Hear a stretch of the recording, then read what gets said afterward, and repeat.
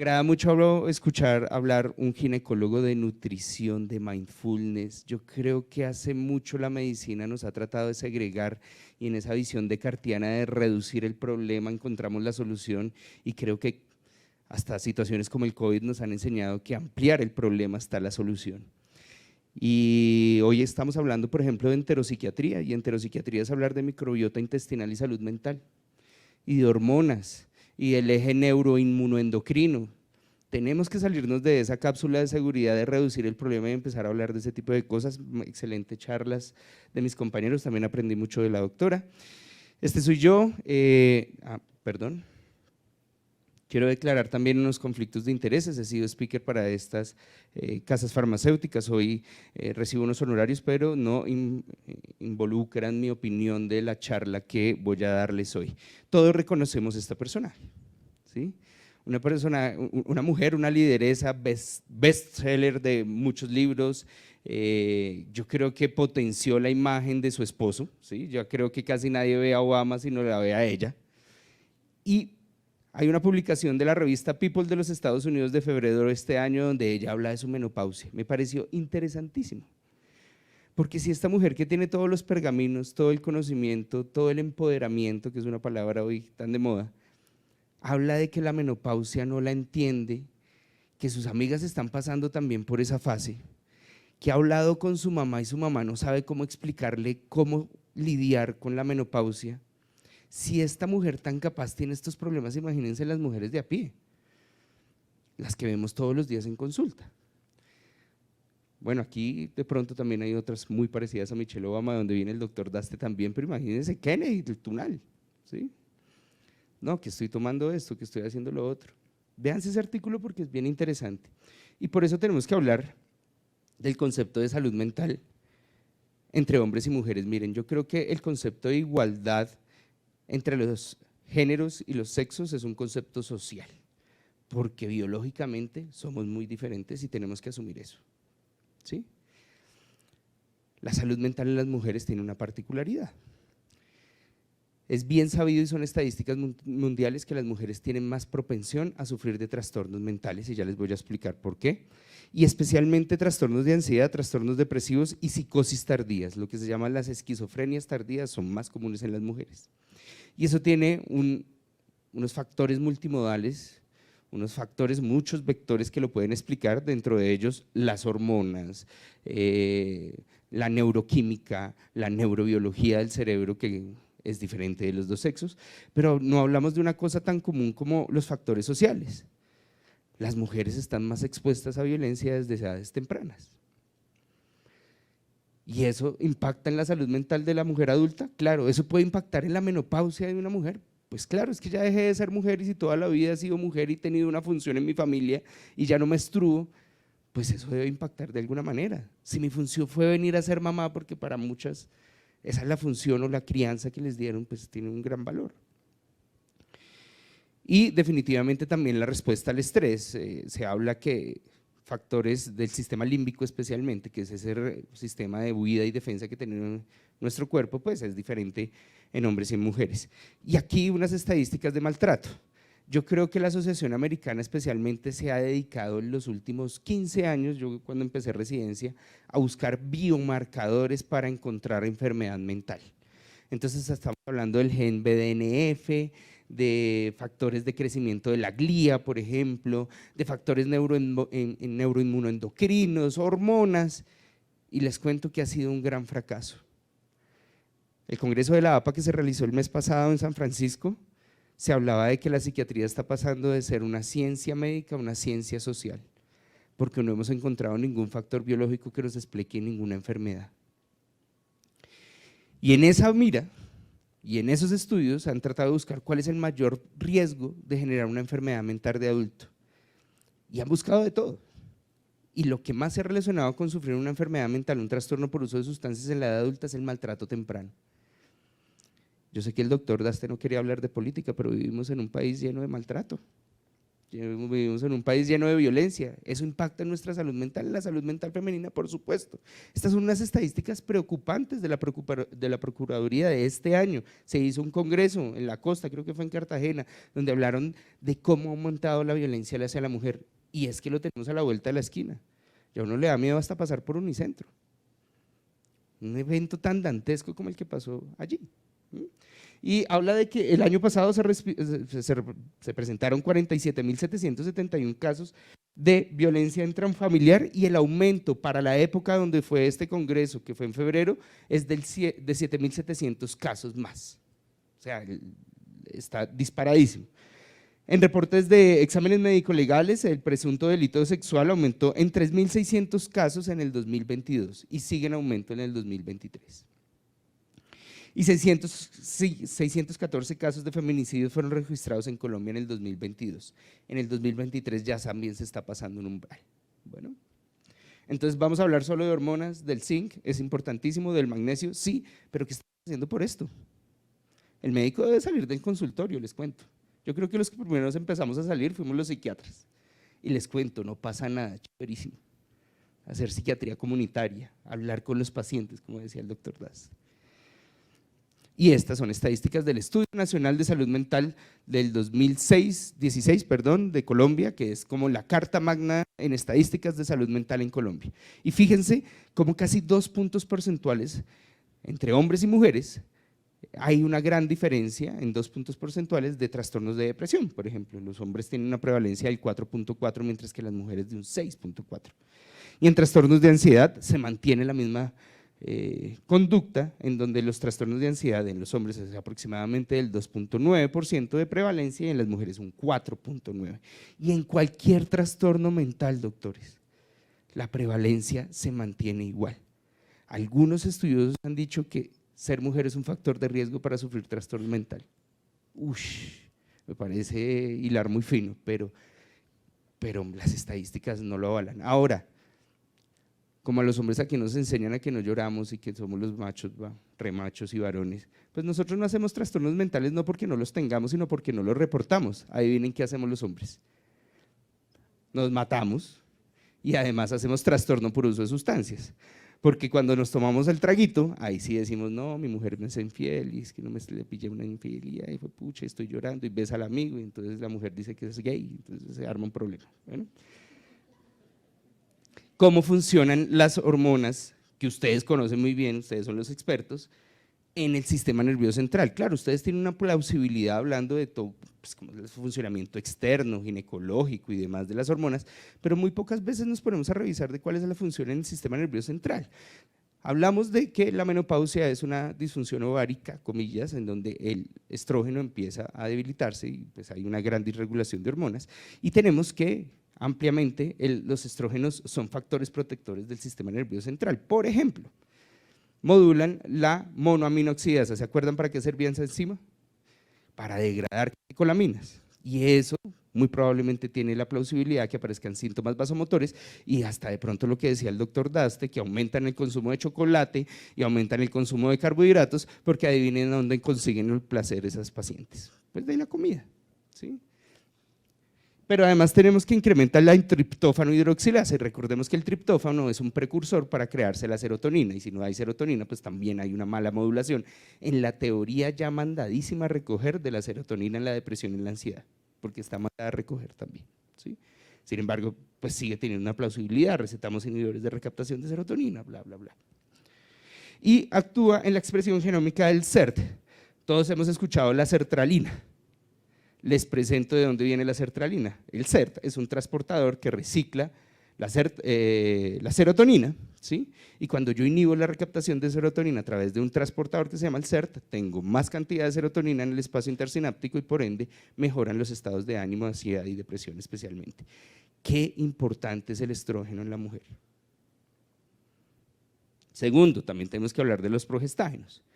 El progestágeno modula un neurotransmisor muy importante en nuestro sistema nervioso central que se llama el GABA. Recuerden que el GABA es ese gran inhibidor del sistema nervioso central, nos favorece entrar en el sueño, nos favorece la tranquilidad, aunque la progesterona no se ve tan afectada en la menopausia, pues también tendría unas alteraciones y unas variaciones que nos explicarían también todos estos El descenso de las hormonas y el envejecimiento hormonal en hombres y mujeres tampoco es igual. Mientras nosotros los hombres vamos cambiando de a poquitos, ya nos da pereza como mirar a las chicas, ya nos da pereza ver salir con los amigos, ver fútbol, ustedes en cambio son radical, de un día para otro, pum, entraron. Y ustedes se quedan como, uy, pucha, ¿qué pasó? Me apagaron la luz. ¿Sí? Ustedes cuando entran en menopausia entraron en un confinamiento de pandemia, hagan de cuenta. De un día para otro las metieron allá, les cambió la vida, la nueva realidad, dejaron de ser mujeres, se dejan de sentir sexys, el cuerpo les cambia, comen más riesgo cardiovascular. De un momento a otro les apagaron un botón. Y eso tiene unas implicaciones psicológicas bien importantes.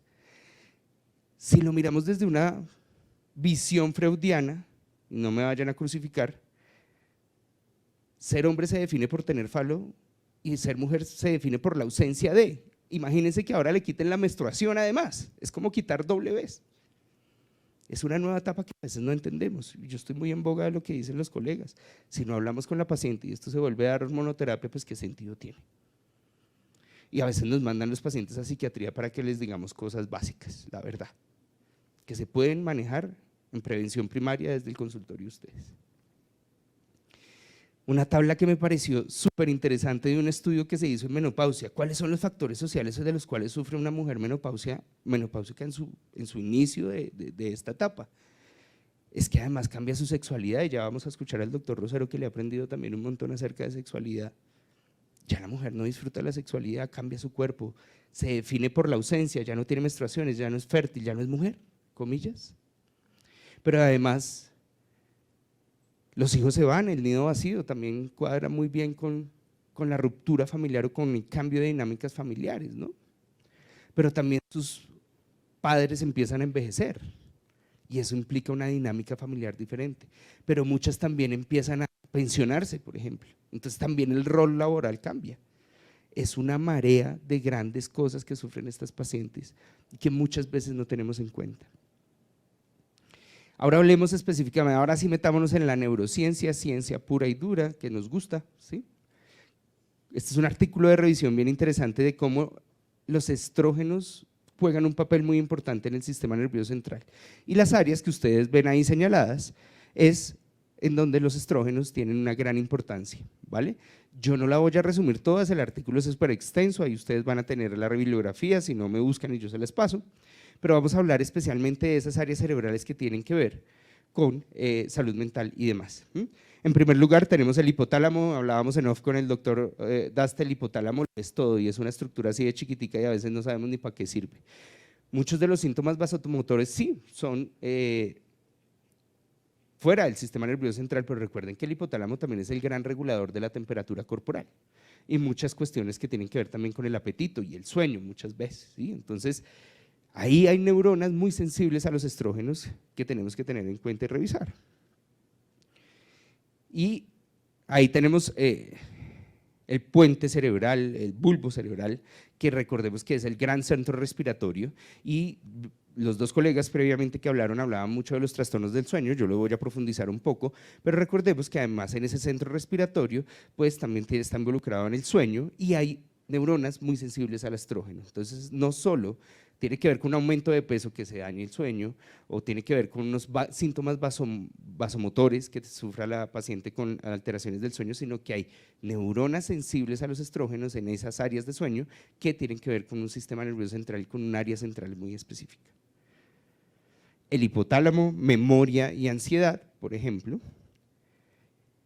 Vamos a hablar de la libido, la GnRH y pues todas las implicaciones además que tiene con la FSH, la LH, que también es un gran protagonista de todo este episodio, de la sexualidad muy probablemente, pero también se ha estudiado que por ejemplo la GnRH tiene que ver con alteraciones del sueño de muchos pacientes en menopausia y el área o la corteza frontal. Recordemos que la corteza frontal es esa área que Buda, Alá, Jehová, el ovni que nos trajo reptiliano, nos regaló para calcular memoria, atención y demás. Es decir, lo que nos hace seres complejos precisamente es eso. Y esa paleta ya me puso nervioso, voy a acelerar un poquito.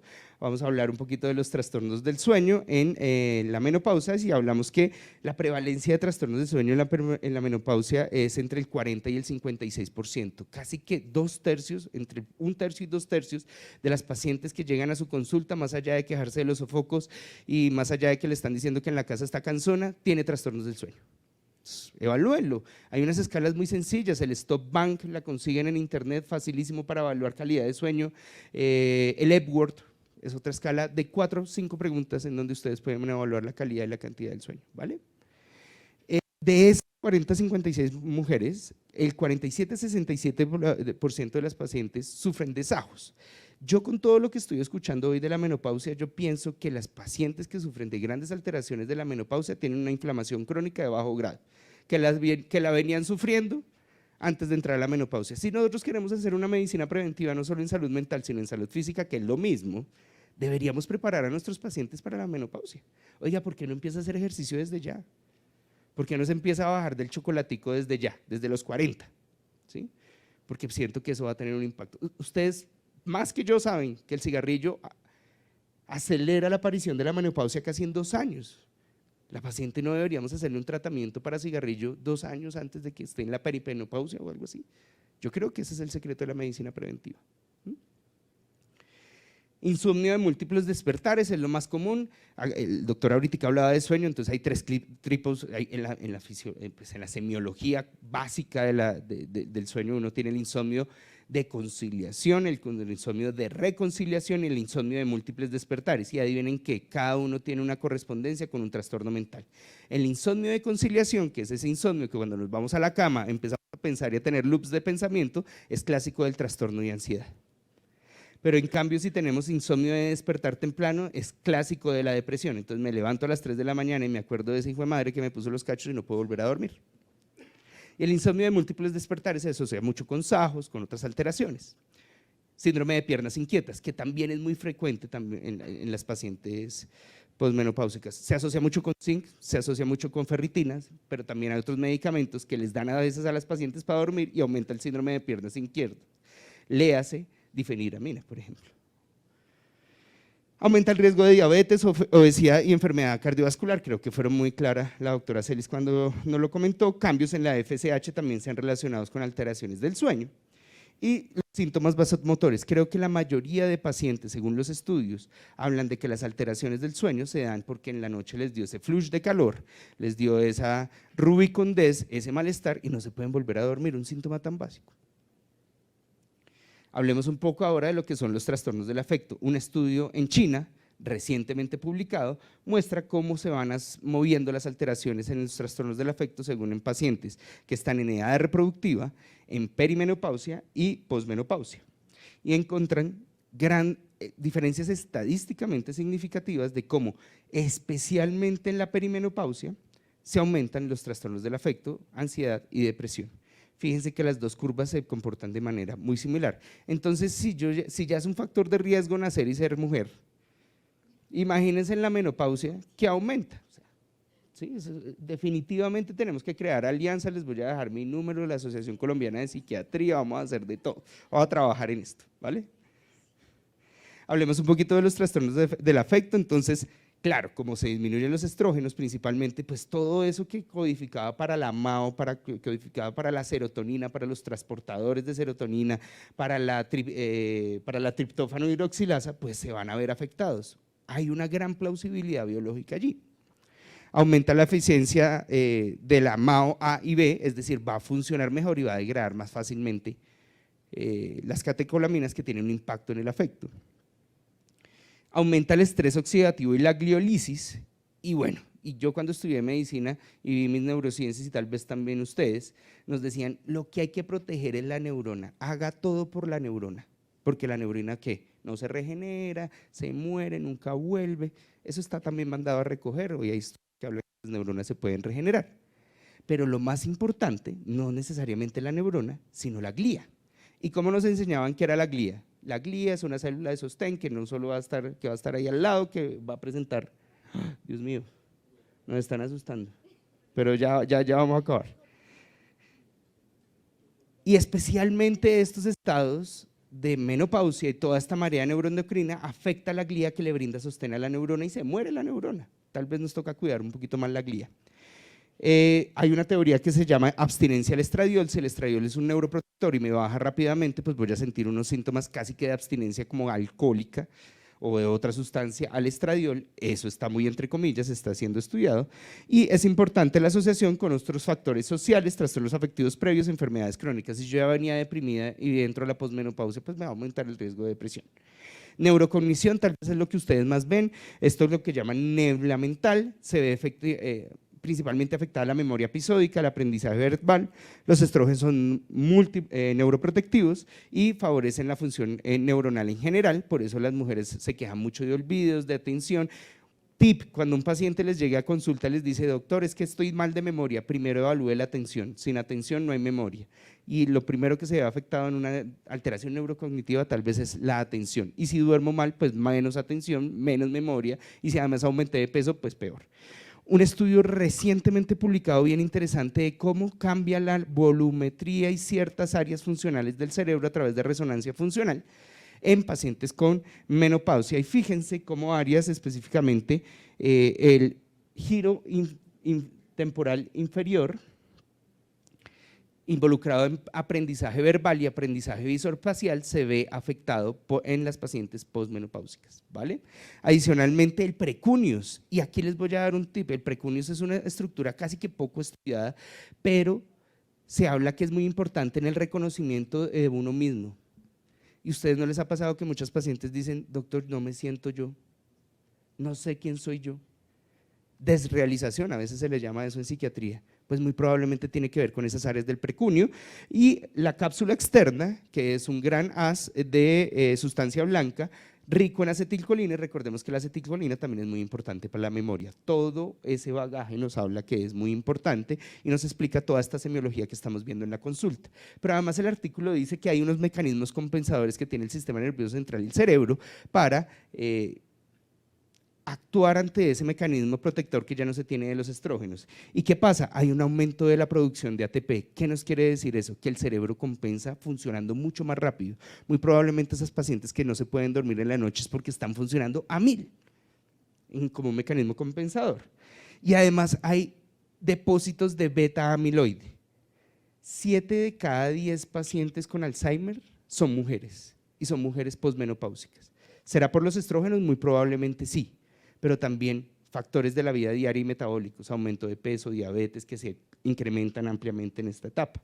Disminuye la materia gris como tal y se ven afectados, en fin, muchos mecanismos metabólicos del cerebro, pero especialmente les quería traer el dato de el Alzheimer. Fácil, hormonoterapia, tengo 2 minutos. Uno dice, fácil, pues le doy la hormona y listo. Pues yo no soy experto en el tema, pero francamente lo que ustedes han dicho previamente es que los estudios no han mostrado ninguna plausibilidad en que poner solo la hormonoterapia sea la solución. Probablemente tiene una plausibilidad la progesterona y su acción GABA en el sueño, en trastornos del sueño, y en trastornos del afecto y neurocognitivos pues no ha mostrado mayor evidencia. Antidepresivos. Los antidepresivos, como ustedes saben, también tienen evidencia en los síntomas vasomotores de la mujer. Pero si van a usar antidepresivos, usen duales tipo venlafaxina o desvenlafaxina o inhibidores de la recaptación de serotonina, a excepción de sertralina y fluoxetina, que no tienen tanta evidencia en esos síntomas vasomotores. Si yo veo que mi paciente tiene criterios de depresión, porque ustedes también pueden diagnosticar depresión, pero adicionalmente tiene mis síntomas vasomotores y además no duerme bien, el mejor medicamento sería la paroxetina, porque es un IRS que tiene una gran plausibilidad en síntomas vasomotores, es hipnótico y además es un antidepresivo y ansiolítico.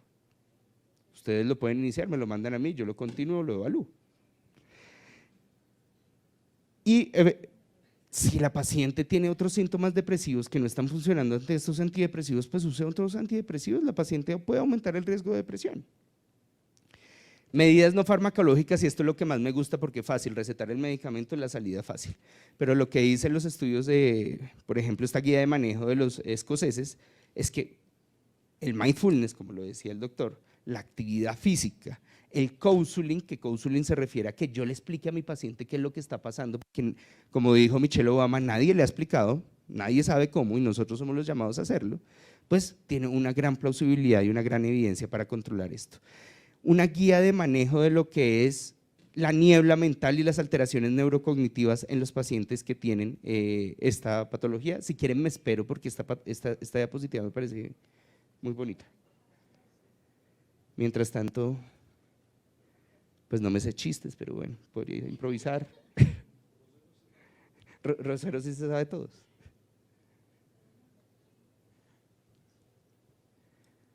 Ah, jue madre, es que se fue la señal aquí. Creo que se reseteó toda la matriz. Nos vemos mañana, yo les echo otra vez esta charla. Ok, parece que ya. Ya.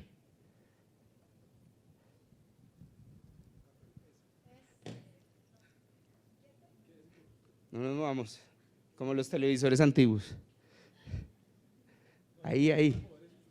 Uy, fue pucha. Bueno, me bajo, creo que soy yo. Mi energía es muy pesada. No he meditado, doctor, es que no he meditado hoy. No he meditado hoy. Ya. Listo. Esta es una guía de manejo que quiero que se lleven la referencia de esa guía de manejo, donde nos invita a cómo afrontar la niebla mental y las alteraciones neurocognitivas en las pacientes, más allá de los medicamentos. Y mire lo que dice: tu salud en el corazón es tu salud en el cerebro. Tómese el antihipertensivo, señora, que eso le funciona, mídase la tensión arterial, etcétera, etcétera. Su cuerpo es su cerebro, haga ejercicio 150 minutos a la semana. Y, oh sorpresa, eso no solo está pasando para las menopáusicas y para todo lo que ustedes manejan, sino pasa para cualquier enfermedad crónica y cualquier edad, cualquier grupo etario hoy por hoy, ¿vale? Dios mío, me volví a quedar sin señal.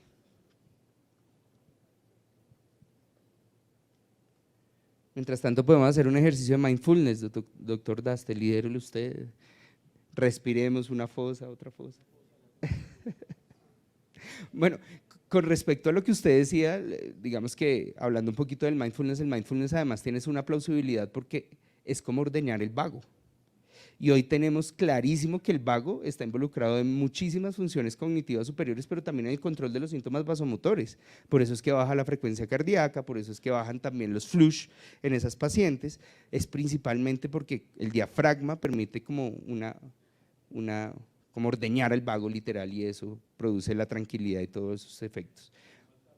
Calma, además, hoy se hace estimulación del vago para depresión resistente, por ejemplo. Entonces usted coge y pone un transductor ahí en el vago, pero adivinen que funciona también para epilepsia. Parece que tiene que ver mucho con el GABA, ¿no? Bueno. No sé cómo más improvisar, ¿qué más les cuento? Hablemos de política, no mentira. No, mediten hoy, precisamente, mediten hoy para… Ya, así sea verde, dejémoslo verde. Ahora sí. Bueno, ¿en dónde iba? Entonces les hablé primero la salud de su corazón y su salud cardiovascular también es su salud cerebral, ¿vale?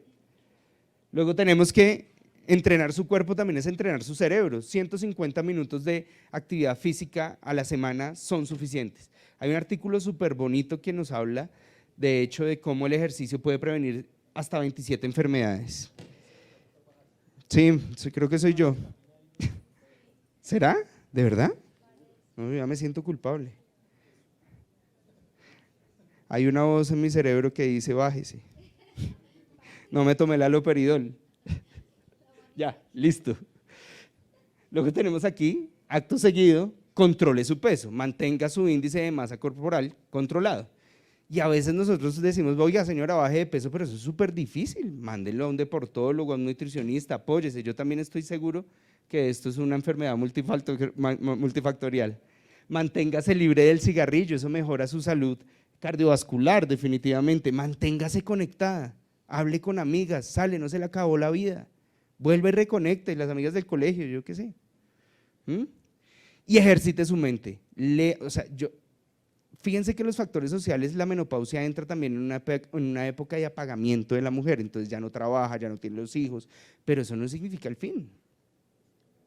Les traigo un estudio bien interesante y son narrativas de mujeres en United Kingdom de cómo ellas perciben su menopausia, y a veces eso es lo que no escuchamos, que era muy en boga lo que decía el doctor, ¿sí? Todos los profesores nos decían que el mejor libro que teníamos de medicina eran nuestros propios pacientes y a veces no los escuchamos. Fíjense lo que dicen las pacientes: siento que mi vida se acabó, siento que ya no puedo ni estudiar, no puedo trabajar, no puedo hacer cosas nuevas, la menopausia me apagó. No me siento sexy, no me siento sexualmente atractiva, y yo creo que eso le estoy dando pie al doctor Rosero para que hable de todas esas consecuencias sexuales que tienen las pacientes, ¿no?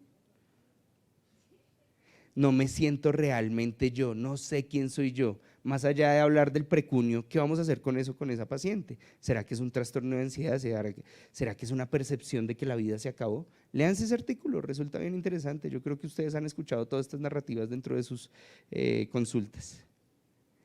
Doctor, yo creo que esta es la pregunta que ustedes les van a hacer. Doctora, ¿me estoy volviendo loco? ¿Me cambió la vida? ¿Qué le vamos a responder a esa paciente? Sí, lo que pasa es que el precunio y la corteza externa y todo eso le cambió. Pues no, le vamos a decir, sí, esta es una nueva etapa de su vida, pero donde usted puede ver la oportunidad de empezar, de hacer cosas nuevas, de hacer ejercicio que nunca ha hecho, de los ejercicios mentales que usted nunca practicó, véalo como una oportunidad. Muchas gracias por su atención.